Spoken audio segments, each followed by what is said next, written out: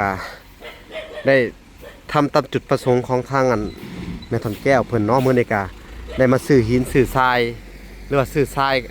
เพื่อสิสานต่อกะโลวัตต์เนาะพี่น้องเนาะที่ว่ามันยังบ่ทันสำเร็จพี่น้องเนาะนี่ก็สิซื้อทรายมาใส่รถหนึ่งพี่น้องเอ้ยรถหนึ่งเพื่อสิไปปูกะโลพื้นวัดพี่น้องเลยเนาะ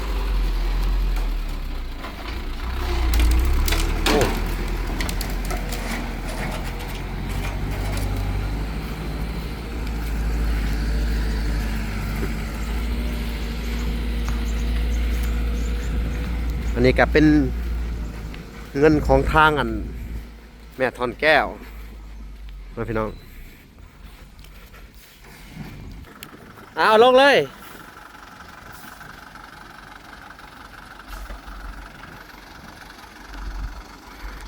รถหนึ่งกสิถึกประมาณ1.8 ล้านนี่แหละพี่น้องหรือว่าเท่าไรเดี๋ยวเราจะถามเพิ่นใหม่อีกทีเนาะ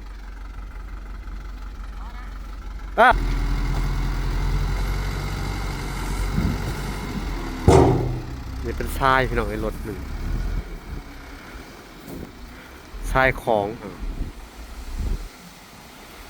โอ้ได้บักหลายเลย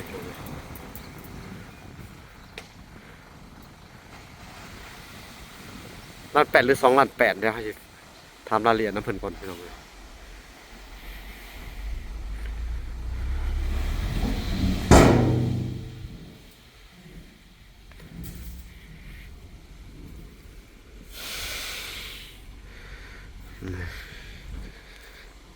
ถือว่าปักหลายเติบพี่น้องเลยเท่าไรบ่วันหน้าไปเก็บเงินเลยบ่หรือว่าไปจ่ายน้ำเพิ่นว่ารถเท่าไรนะโอเคเดี๋ยวจะไปจ่ายน้ำเพิ่นกันเด้อยังบ่ทันได้บูรณะอยู่พี่น้องเอ้ยประตูนี่ก็ยังคือเก่าเนาะแต่ว่าพื้นนี่บ่ต้องไปทุบเด้อนี่ปูเลยทับเลยมันสิจับบ่ปูเฮ้อมันสิจับบ่กันทางบ่เอาน่ะโอ้ปาดน้ำบ่ให้มันจับปูนทางลุ่มปาดมันยันบ่จับเนาะยันว่าอยากให้มันหนาขึ้นเสียดายบ่เขาปาดเขาสิซื้อปาดปาดร่องมันซื่อเนาะให้เขาเฮ็ดปาดร่องมันเลยแหละเนาะนี่แหละพี่น้องเอ้ยทรายก่อนพี่น้องเอ้ยจ่ายค่าทรายทั้งห้านค้าเพิ่นเราสิสั่งปูนน้ำเพิ่นไปเลยเนาะให้เพิ่นไปลงให้เลยเด้อปูนเด้อเอาสบายดีเด้อเฮียสบายดีล่ะอันน่ะว่าเท่าไรรถ1ทรายฮะ1.8 โอเค1.8 แล้วก็สิจ่ายค่าปูนเอาต้น1ต้นเท่าไรน่ะปูนต้นหนึ่ง1.6 สอบ1 80,000ปูนเขียวเอาจัก10 สอบก็ได้มั้งเนาะเอา10 สอบเอาโอเคไล่มาดู10 สอบมัน10 สอบ800,000เนาะกับพอดีบวกให้กันเลยการปี2,600,000 2,600,000เนาะให้บอกให้รู้ว่าอะไรให้เป็นคูณออกมาก่อน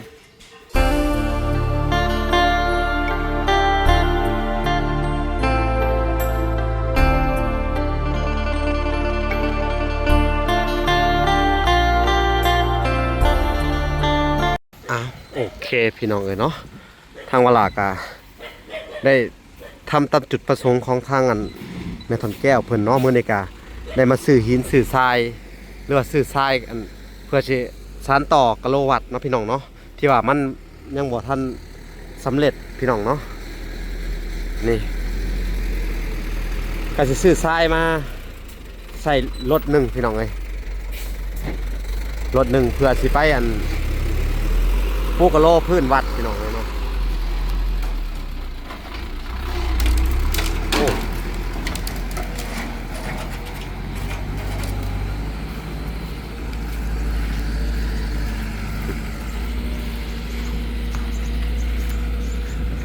อันนี้ก็เป็นเงินของทางแม่ทอนแก้วมาพี่น้อง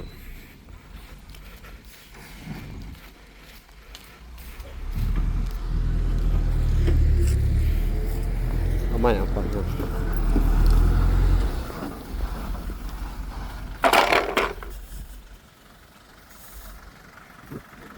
เอาลงเลย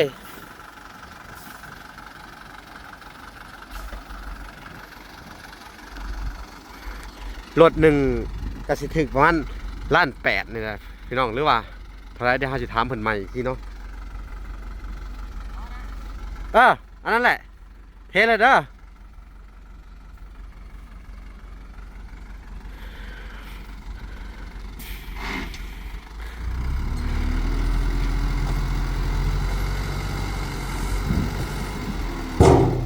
นี่เป็นทรายพี่น้องไอ้รถหนึ่ง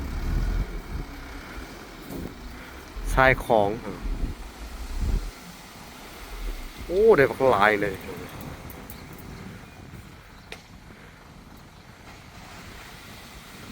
1.8 หรือ2.8 ล้านเดี๋ยวให้ถามรายละเอียดน้ำเพิ่นก่อนพี่น้อง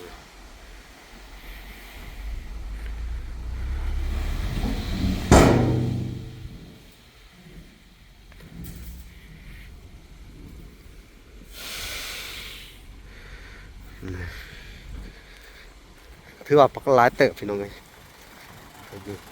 เท่าไรบ่วันหน้าเพิ่นให้เก็บเงินเลยบ่หรือว่าไปจ่ายน้ำเพิ่นว่ารถเท่าไรนะโอเคเดี๋ยวจะไปจ่ายน้ำเพิ่นกันเด้อโอเคโอเค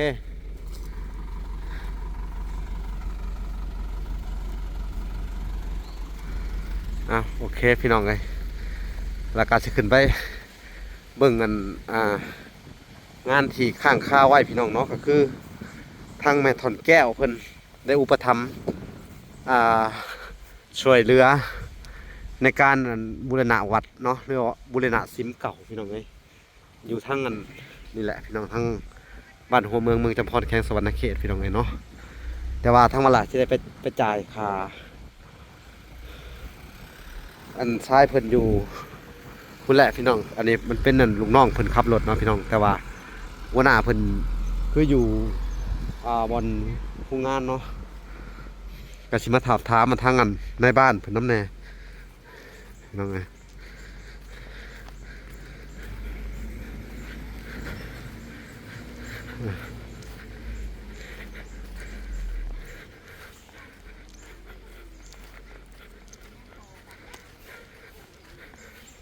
สบายดีนะอันทั้งสั่งเพิ่นบ่ทันได้มาบ่แต่ว่าราคาคือเขาบอกกันแล้วสั่งนะอันน่ะเพิ่นว่าเอาอันแก๊ส160,000เนาะทั้งเบิดมันก็สิประมาณ50แก๊สเนาะมันก็สิถึกมากก็เดียวอัน50 ไปแก๊ส52แก๊สทั้งเบิด52แก๊สก็ให้เพิ่นเฮ็ดแล้วเด้อเดี๋ยวเราจะมาจ่ายเงินว่าสิไปจ่ายค่าทรายก่อนแล้วปูนบ่พอบอกเด้อปูนตอนนี้เฮาเหลือเท่าไหร่ไปเบิ่งเพราะว่าทั้งอันปูนนี่เขาจะได้สั่งมาอีกพี่น้องเอ้ย2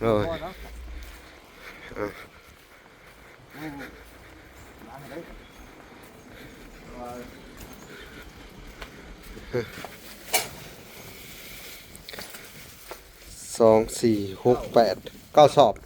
โอเคเห็นตัวนี้เห็นหนักบ่เป็นหยังมีแต่ว่าถ้าบ่พอเท่าไรบอกเด้อเอามามื้อน่ะก็ชิบสอบแม่นมีแต่ว่าทั้งเบิดนี่มันสิใช้อยู่ประมาณต้นปลายบ่กะว่าห้วยจังว่าแล้วเด้ออันนี้ค่ามันไหลบ่เป็นก็มีแต่ทั้งอันทั้งสร้างก็บ่อยู่ครับเนาะให้ว่าน้องสาวก็ได้เด้อคันเฮ็ดแล้วก็ครับโตบ่ทันได้มาก็สิมาจ่ายเงินให้สิให้มันถ่ายรูปเอาหลังจากแล้วตัวบ่ได้ว่าได้ครึ่งนึงกลางนึงแล้วมันถ่ายรูปเอาเลยส่งแม่นให้สร้างเพิ่นเฮ็ดลงมือเฮ็ดแล้วเด้อในส่วนของอนาคตสีหยังก็บอกย่าเนี่ยเดี๋ยวค่อยๆเฮ็ดไปเพราะว่ามันทางผู้ใหญ่เพิ่นก็มันว่าสิสมทบอยู่เพิ่นว่านะเรื่องของอนาคตค่อยๆเป็นเพราะว่าคือต้องขอโทษน้ำในบ้านเด้อเพราะว่าช่วงที่ผ่านมาก็เฮาเฮ็ดติดไว้เนาะเพราะภารกิจติดไว้ก็คือว่าอันทั้งแม่เพิ่นก็ปัญหาเศรษฐกิจบ่ดีเนาะพี่น้องเอ้ยก็ได้สิขึ้นไปพาในบ้านขึ้นไปเบิ่งอีกนิดนึงป่ะในบ้านก็ในส่วนที่มันเหลือพี่น้องข้างคาก็มีหยังบอกก็ได้เด้อในคลิปเนาะทางเวลาก็อยากอันเบิ่งว่ามันมีหยังเหลือต่อไปเนาะนี่แหละเนาะก็ถือว่าบูรณะครั้งนี้ก็ใกล้สิแล้วแหละเนาะพี่น้องเอ้ยก็ยังขาดแต่พื้นนี่แหละนั่งรอถาดจนเฮากะโลเฮามาแล้วเนาะคือกันครับนี่แหละโดยใหม่นี่แต่กี้มันเพียงโอ้นี่ บาดนี้เป็น สิเอาหน้าตัวนี้เนาะ แม่น โอเคบาดนี้ประตูนี่ยังบ่ทันได้บูรณะเลยเนาะ ยังเป็นยังที่กำลัง อ่า หาอัน ทุน ท่าอยู่ที่ ศรัทธาเนาะ เอาเหล็กมาใส่ แม่น เหล็กบ่วงบีมันจังไขสบายนี่มันไขยาก แม่น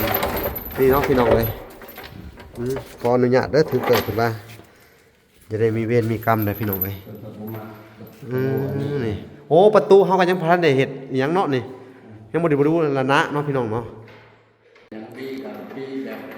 ยังบ่ทันได้บูรณะอยู่พี่น้องเอ้ยประตูนี่ก็ยังคือเก่าเนาะแต่ว่าพื้นนี่บ่ต้องไปทุบเด้อนี่ปูเลยทับเลย มันสิจับบ่ปูน เฮ้อ ปูนสิจับบ่กันทางบ่เอาอันนั้น โอ้ปาดน้ำบ่ ให้มันจับปูนทางลุ่ม เออ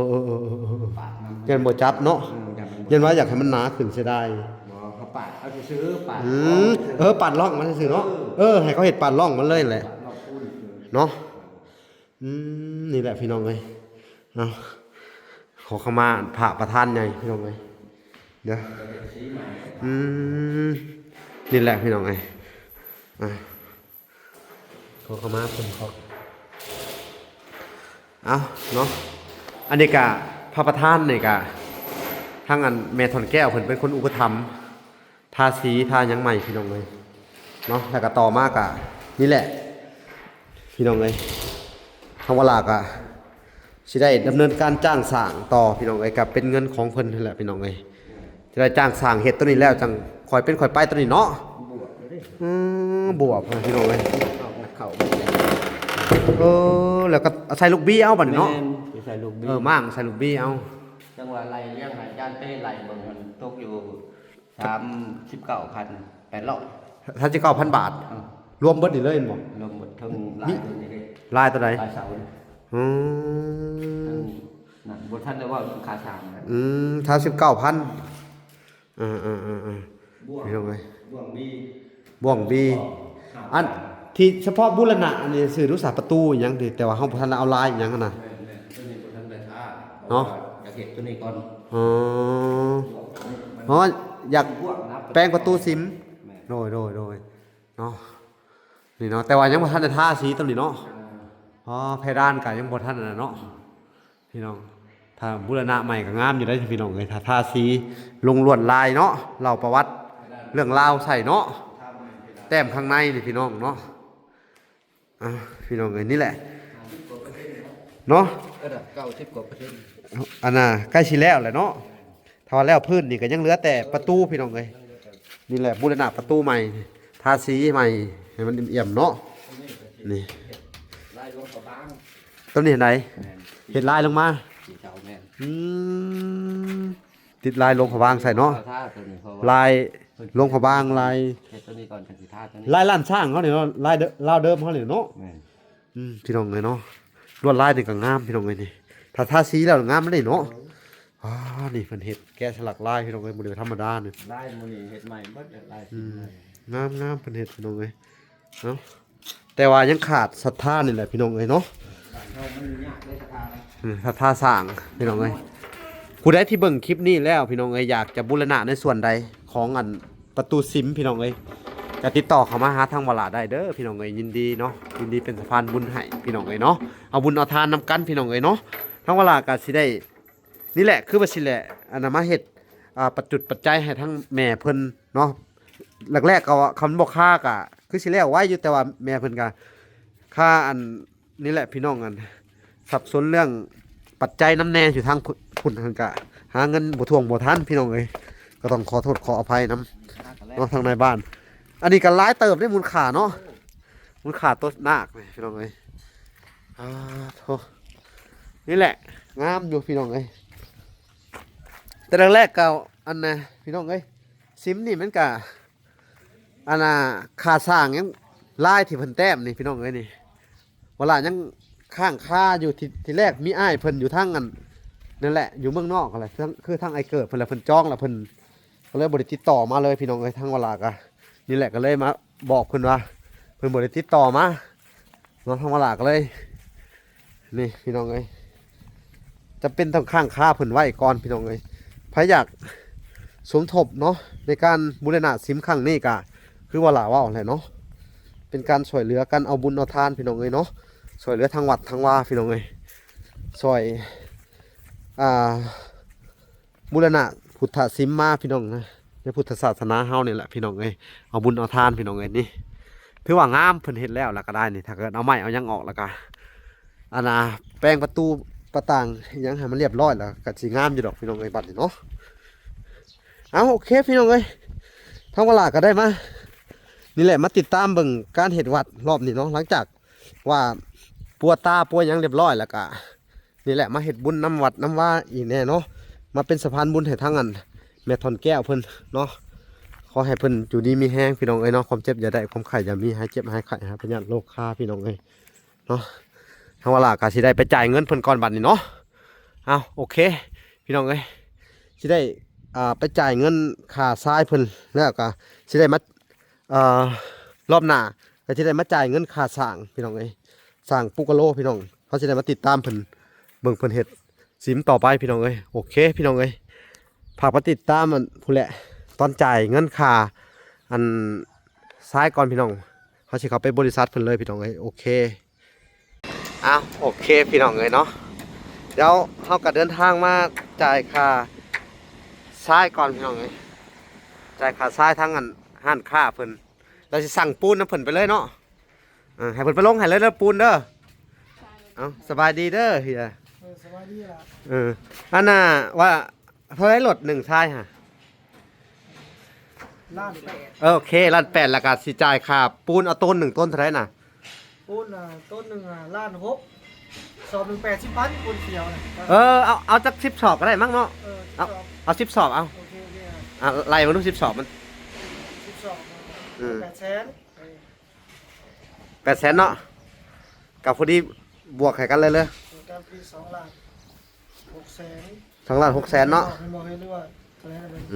ะ ให้เป็นคูณออกมาก่อน 6 สร้างงบ ไปส่งเลยนะปูนเด็ดกว่าจะให้สร้างเป็นเฮ็ดวัดเลยนะโอเค2 ล้านเท่าไหร่ฮะ 2 ล้าน600,000นี่ล่ะ 2 ล้าน 600,000เนาะโอเคเอาพี่น้องเอ้ยเนาะทั้งเบิด2 ล้าน 6เนาะ2 ล้าน 600,000นับมันก่อน2 ล้าน 600,000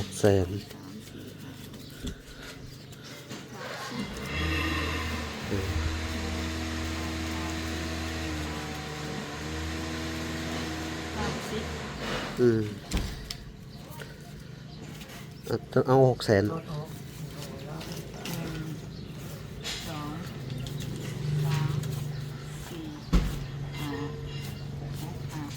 โอเคขอบใจหลายๆเด้อ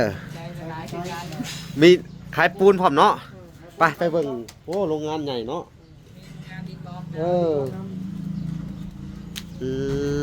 อยากให้ลงด้วยล่ะหมวดอีกน้อยเขาอยากลง YouTube มาปอโทเอาปูนอันนี้ก็ได้เอาให้เขาไปส่งเลยเด้อเฮียเด้อนี่นะเพิ่นก็สั่งปูนมาลงเป็นต้นแล้วพี่น้องเลยมีครบวงจรพี่น้องโรงงานเพิ่นผลิตดินบล็อกเห็นไหม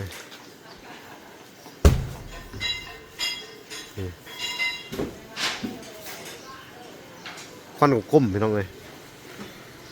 ใช่เพิ่นเอาไปส่งให้ซะหน่อยนี่พี่น้องมื้อนี้มีทางปูนแล้วก็ทรายพี่น้องก็จ่ายไป2 ล้าน 600,000พี่น้องเอ้ยก็ต้อง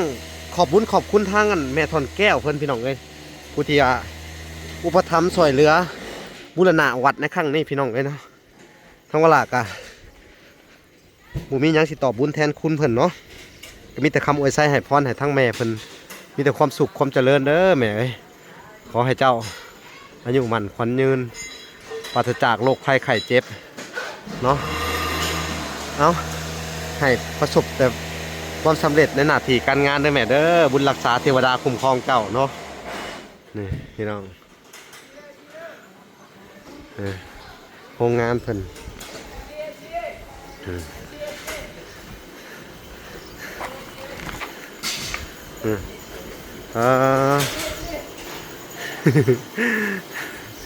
นี่กรรมกรเพิ่นก็เฮ็ดเวียก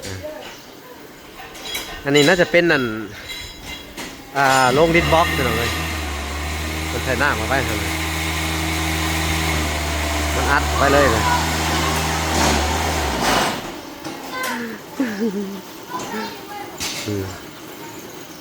ขักเป็นขักพี่น้องไอ้บ้านเลยนี่ผสมอยู่นี่เลยกะคุณภาพดีแต่ของคนนี่พี่น้องเลยเป็นผลิตมือหนึ่งก็เท่าไหร่ผู้โรงงานดินบล็อกโอ้